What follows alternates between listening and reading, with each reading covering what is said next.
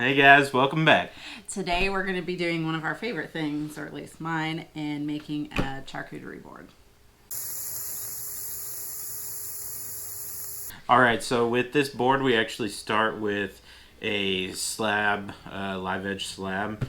Typically anywhere from, like 5 to 8 foot. We pick them up local store. And, we look at the wood, kind of figure out what we like on it or what she likes on it, grain wise, that we're going to use for the actual board. And then, we just start cutting it down. So we keep all of our cutoffs. They're actually pretty big chunks. Yeah. Probably should do some kind of projects with these. If you have any recommendations or things you'd like to see, let us know. Yeah. Alright guys, so for this board, we decided to get a new flattening or surfacing bit. This is a carbide bit. It just has 2 square carbide pieces, so you can rotate these. So you've actually got 4 bits all in one as far as sharpening them. It is 1.5 inches wide, so we were using 1/4 inch before anytime we had to plane. So 1.5 inches, massive improvement. It's going to take, probably 2/3 of the time away at the minimum. 1/4 inch shank, so it fits into ours, and we'll test that out and then see how it runs. Alright, we're going to use double-sided tape to hold this down while we plane the top, and then we will flip it and do the other side. Actually, I'm not really sure which side's the top yet. We'll see how the grain looks.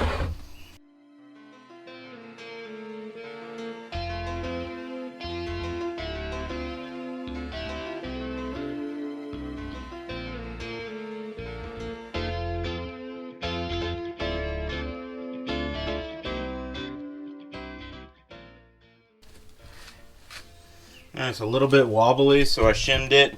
I'm going to put weights on this to get that tape to stick really well. Then we'll plane the top.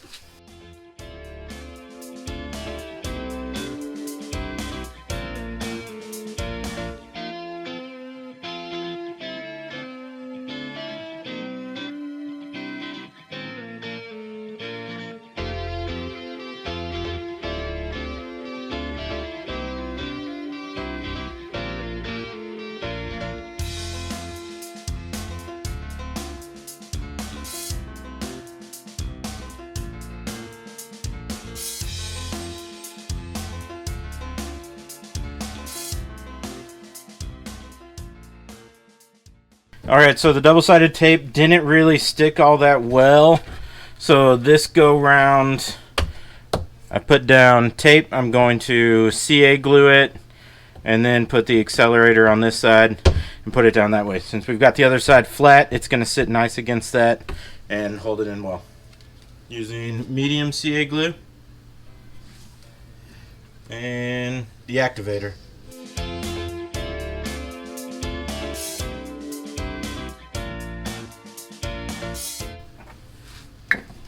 Now we'll let that dry. Okay, glued in nice and snug. Same thing as the other side. I'm going to step down until we get it all flat. So we will catch you on the other side. Alright, so we're down to what's going to be our last pass. We've got a few pits that I'm going to go ahead and fill with CA glue now and plane off the part that's going to stick up, so sanding will be easier in the long run. We're going to cut this one out completely when we actually go to shape it. So this one will be gone, but I'm going to fill all these that are in the good part of the wood. CA glue, accelerator, and then we'll finish planing.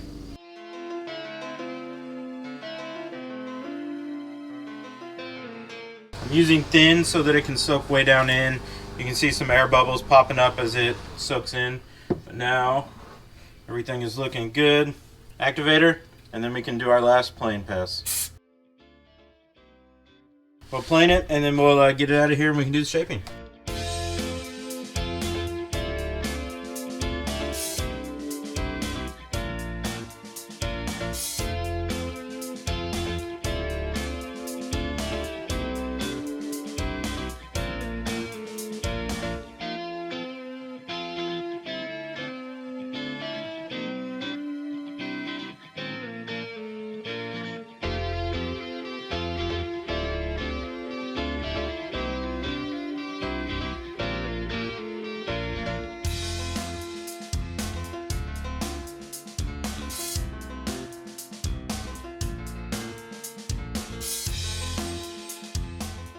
So gonna use the bandsaw here to just kind of clean up where we want all the edges to be, and garage is a mess, so doing it outside in the driveway.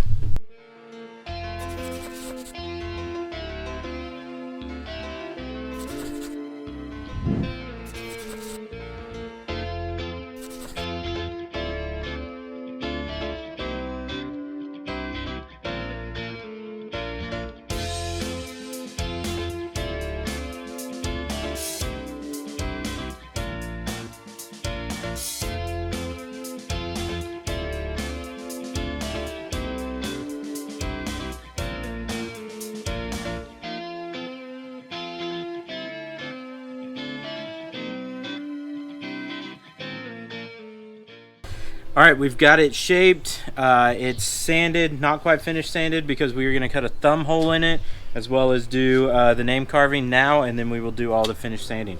So thumb hole, then we'll get it in the CNC.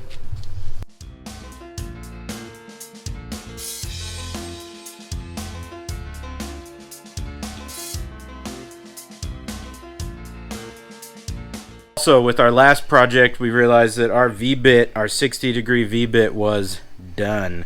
So I got this new one. It is a white side bit. We've had great luck with the white side bits we've used before. Just 60-degree carbide again. Should be super sharp. We'll get this out and see how good it does. Hoping to leave a better carve than we were with the other one. The other one just wasn't sharp anymore, so we're going to use this one on this project. We've got it in the CNC, taped on both sides, and then CA glued together. 60-degree V-bit. I've already got it homed, so now we're going to cut the name out in this.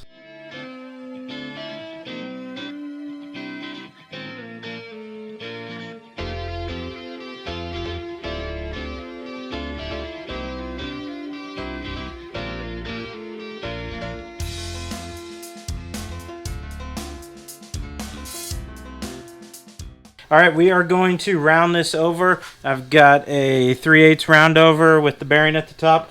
Going to round over this hole with the router.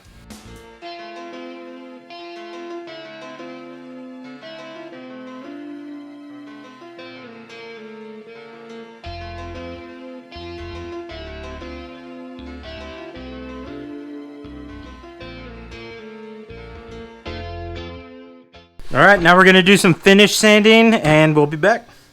Alright, so we did our finish sanding and then got it wet a couple times and then sanded it again just to raise the grain and to make it smooth.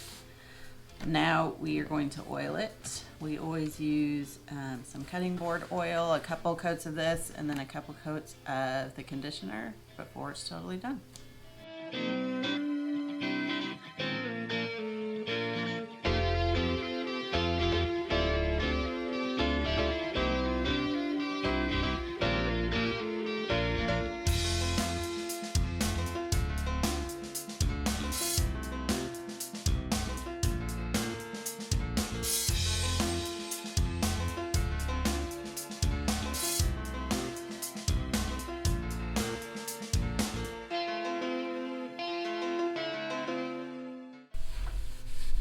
Alright, now we'll let that dry for about 20 minutes and then we'll come back and do another coat.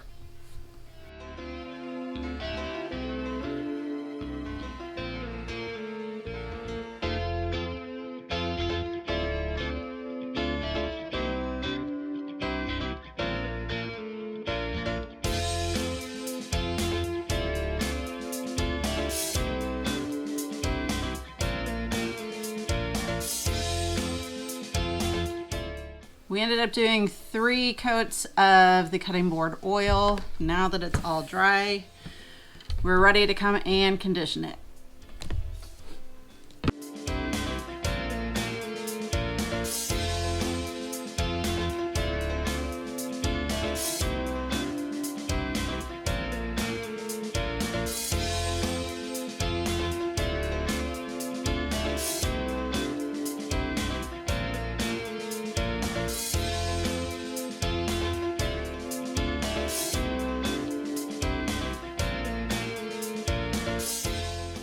All right, so here it is finished. Yeah, we've got it on this towel so it doesn't scratch. 3 coats of the oil and then 3 coats of the conditioner, and it is smooth as glass. Absolutely. Yeah, and you can use whatever really mineral oil you want. There's walrus oil. There's what now? Walrus oil. You know, straight regular mineral oil, let it soak in it. There's tons of different way to finish these. Yes. It is good to do some kind of beeswax coating on the end just to seal it in. Yes. And then especially if you're going to use it. absolutely. And then as you use it, just keep conditioning it, Right. and it'll season up. And it looks amazing. We love the grain. Yeah, this ended up having this really cool pattern through here. So, in review of the bits that we used, that 1.5" planer bit was awesome. Absolutely cut down the time that we had doing this. So it took about 7 minutes a pass, and that was doing about 20 by 16 on the size of the board. So incredible. I ran a few of them just to step it down the way I wanted.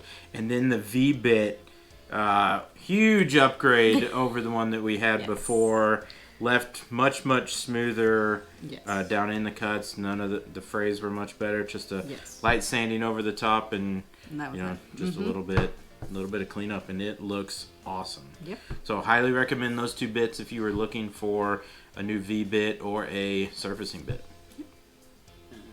Like and subscribe. It really helps us out. And we'll see you next time.